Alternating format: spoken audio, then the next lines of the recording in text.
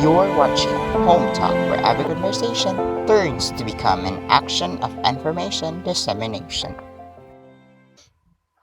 Good day, everyone. This is Home Talk. Our topic for today has taken its root from the women's movement in 1960s and later developed in response to the many challenges women have faced throughout the history. By the way, I am with my sister, and she will be joining me here in today's discussion.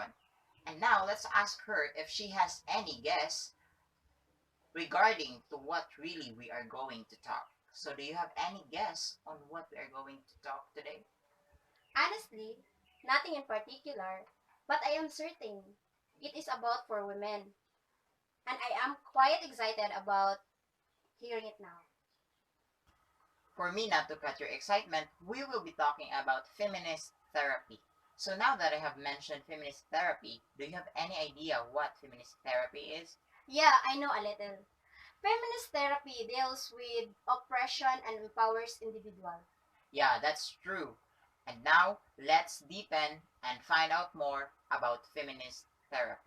Feminist therapy is an integrated approach in psychotherapy that focuses on gender and the particular challenges and stressors that women face as a result of bias, stereotyping, oppression, discrimination, and other factors that will be threatening their mental health.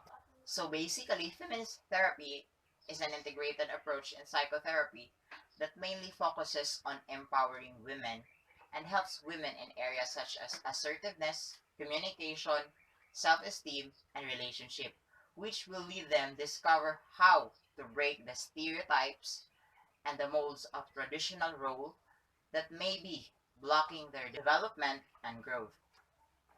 The therapeutic relationship used in feminist therapy is based on a authentic connection and equality between the client and the therapist.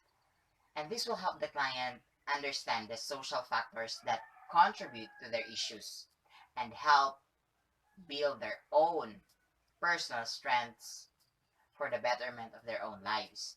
So it is very clear that feminist therapy works on letting the client explore their individual identity and find their own strengths and use them to feel powerful in the society. In connection to that, feminist therapy attempts to make the viewpoint of the marginalized become central, especially to those who have experienced oppression, discrimination, and so on. But I have a question. Is it only applicable for women?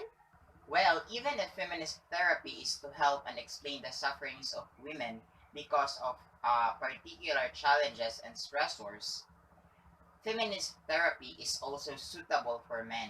It's all because men also experiences social and gender constraints such as the demand of strengths, autonomy, and competition.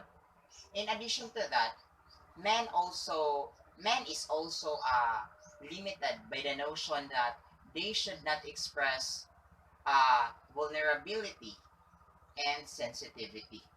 Everything I have just said is exactly what we are expecting how a man should carry himself, wherein he must be possessing this strength and personal independence, and we cannot sense that he is expressing vulnerability and sensitivity. In the long run, feminist therapy is now applicable for any person or groups that has been marginalized, and that includes people in color, lesbian, gay, bisexual, transgender, people in poverty, immigrants, refugees, and people with disabilities. Does that answer your question? It does really. And now let's proceed to the concepts emphasized by feminist therapy. The first concept emphasized in feminist therapy is viewing in the sociopolitical and cultural context rather than on the individual level. It means to say that in looking for the issues or problem of the client, there is a need to look deeply into the social and cultural context rather than to focus into the individual or the client. Second is recognizing that the client know what is best for their lives and expert about their own lives. Here, the feminist acknowledges the expertise of the client about her experiences or issues, and this will open a door of reaching her potentials of being a unique and valuable individual. Third is striving to create a therapeutic relationship that is egalitarian through a process of self-disclosure and informed consent. So here, there is equality between the client and the therapist. Therefore, there will be no power imbalances like the therapist will dominate. So here, the therapist can share their own experiences to the client, for this will equalize or normalize the feeling of the client. And also, as expected, the client will share her experience and suggest ways how she can solve her issues. Fourth is demystifying the therapeutic process by including the client as much as possible in all phases of assessment and treatment. So here, the therapist should make everything clear to the client. Like the therapist will share if what is the progress of the method they are using and how the treatment is going. The fifth concept is viewing the nature of women's experiences from a unique perspective and understanding, as well as appreciating the lives and perspective of a diverse women. So here, every experiences of a woman is honored. And example for that is a woman who happened to be a mother is honored for being a good nurturer. Moreover, feminist therapy honor and welcomes all the perspective of a diverse woman that will be a great help for any future treatment. The sixth concept is challenging the traditional ways of assessing the psychological health of women.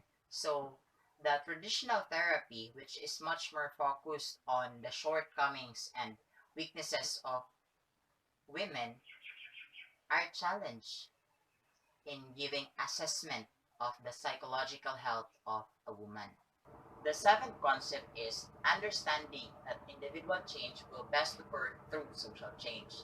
The goal of feminist therapy is change rather than adjustment. So if the therapist teaches the client to adjust to his or her environment, it's a big no-no. And also, it is very important to acknowledge social roles, minority status, and socialization as a possible source of psychological difficulties. Moreover, the therapist knows that social change is crucial and advantageous to the psychological health of every individual. The eighth concept is emphasizing the role of a therapist as advocate and facilitator of change within the individual. Just like what I have said a while ago, the goal of feminist therapy is change rather than adjustment. Therefore, the therapist will advocate change to the client. And also, the ninth concept is related to facilitating, like facilitating the client to engage into social action to address oppressive aspects in the environment. And that includes speaking out in public, organizing a protest, and writing a letter for campaigns. Those are the nine concepts emphasized in feminist therapy. Anyway, I'm just curious. Who are the proponents of feminist therapy?